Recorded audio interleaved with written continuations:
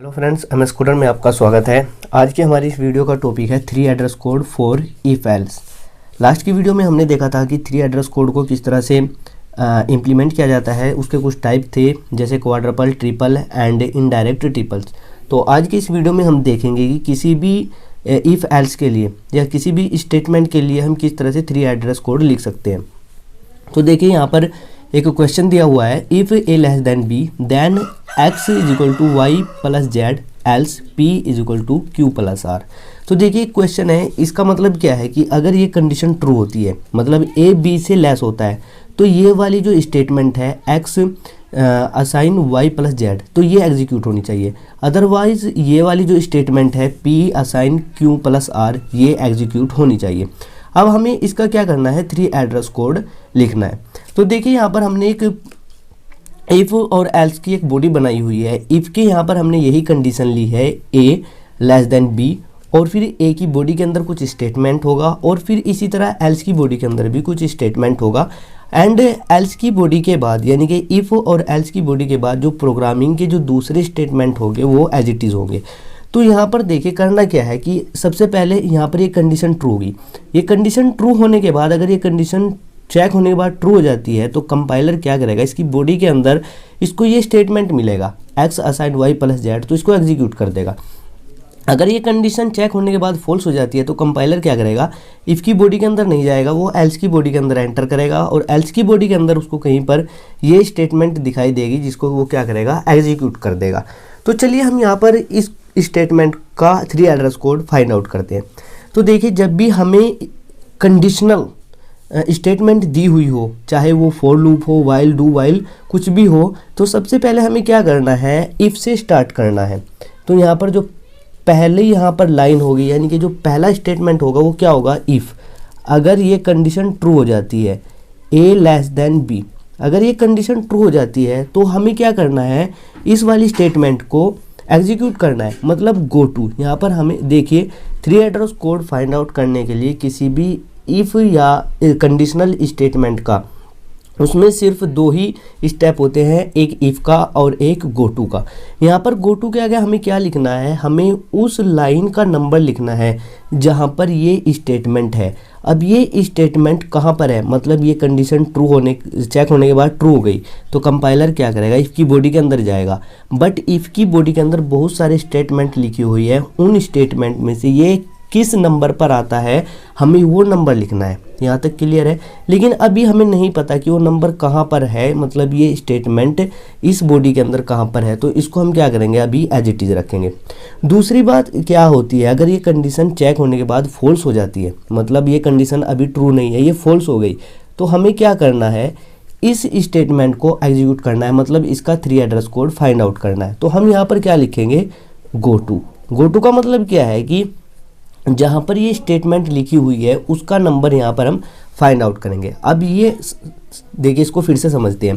Compiler यहाँ पर आया, ये कंडीशन फॉल्स हो गई, तो कंपाइलर क्या करेगा, एल्स की बॉडी के अंदर एंटर करेगा। बट एल्स की बॉडी के अंदर बहुत सारे स्टेटमेंट लिखे हुए हैं, उनमें से ये स्टेटमेंट किस नंबर पर है, उस नंबर का हमें नहीं पता, उस एड्रेस का हमें नहीं पता। तो हम क्या करेंगे, अभी गो टू नहीं लिखेंगे, इसको क्या करेंगे, गो टू का आगे नंबर नहीं लिखेंगे, इसको हम एज इट इज़ लिख देंगे। यहाँ तक क्लियर है। अब देखिए, यहाँ पर 3rd नंबर पर हमें क्या लिखना है, ये जो हमें स्टेटमेंट दिया हुआ है इसको लिखना है, बट हमें हर चीज़ 3 एड्रेस कोड में कन्वर्ट करने के बाद लिखना है। तो इसका 3 एड्रेस कोड कैसे फाइंड आउट करते हैं, देखिए, y प्लस जेड को हम क्या करेंगे कि टेम्परेरी नंबर के अंदर स्टोर कर देंगे, यानी कि T1 के अंदर। यहाँ पर ये क्या हो गया, ये इसका 3 एड्रेस कोड हो गया, मतलब y प्लस जेड T1 के अंदर असाइन हो गया। अब y प्लस जेड किसके अंदर हमें स्टोर करना है, असाइन कराना है, x के अंदर। तो नेक्स्ट लाइन में हम क्या लिख देंगे, यहाँ पर x के अंदर ले लेंगे हम T1, क्योंकि T1 के अंदर y प्लस जेड हमने स्टोर कर दिया है। तो यहाँ पर देखिए, ये जो स्टेटमेंट जिस नंबर से स्टार्ट हो रहा है, मतलब ये इस नंबर लाइन का नंबर क्या है, 3, तो यहाँ पर हम क्या लिख देंगे, 3 लिख देंगे। आई होप कि अब आपको ये समझ में आ गया होगा।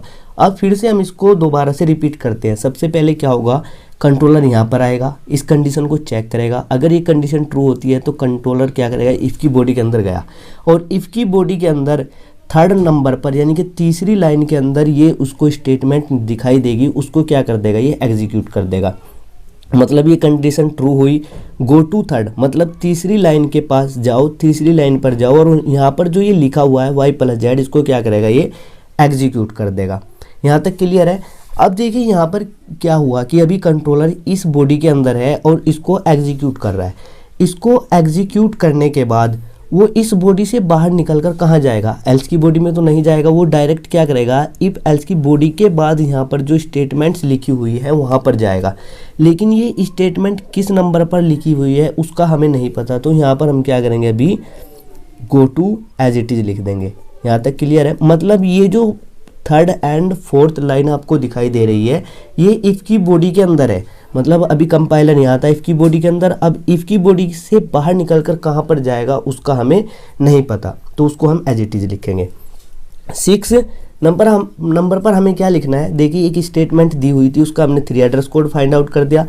अब दूसरा स्टेटमेंट हमें क्या दिया हुआ है, P असाइन Q + R। मतलब अगर ये कंडीशन फॉल्स हो जाती है तो कंपाइलर क्या करेगा, इस स्टेटमेंट को एग्जीक्यूट करता है।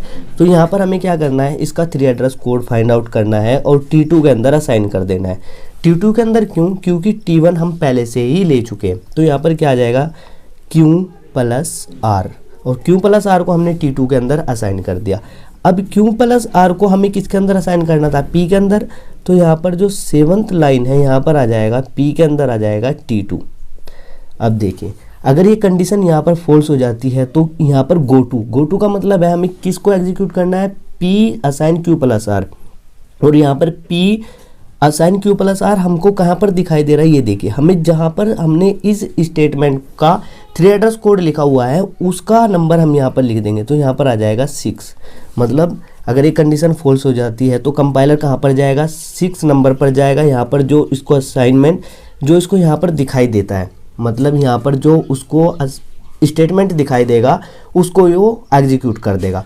और इसको एग्जीक्यूट करने के बाद मतलब एल्स की बॉडी से बाहर जो स्टेटमेंट्स है फिर वो उसको एग्जीक्यूट करेगा। लेकिन एल्स की बॉडी से के बाहर जो स्टेटमेंट है उसका हमें एड्रेस नहीं पता, उसका नंबर नहीं पता। तो यहाँ पर हम क्या करेंगे, 8 नंबर पर हम एज इट इज़ लिख देंगे गो टू। यहाँ तक क्लियर है। तो आई होप कि आपको ये समझ में आ गया होगा कि किस तरह से हम किसी भी इफ़ देन एल्स का 3 एड्रेस कोड फाइंड आउट करते हैं। अगर ये वीडियो आपको अच्छी लगी हो तो इस वीडियो को ज़रूर लाइक कीजिएगा, और अगर अभी तक आपने इस चैनल को सब्सक्राइब नहीं किया है तो प्लीज़ इस चैनल को ज़रूर सब्सक्राइब कीजिएगा। Thanks for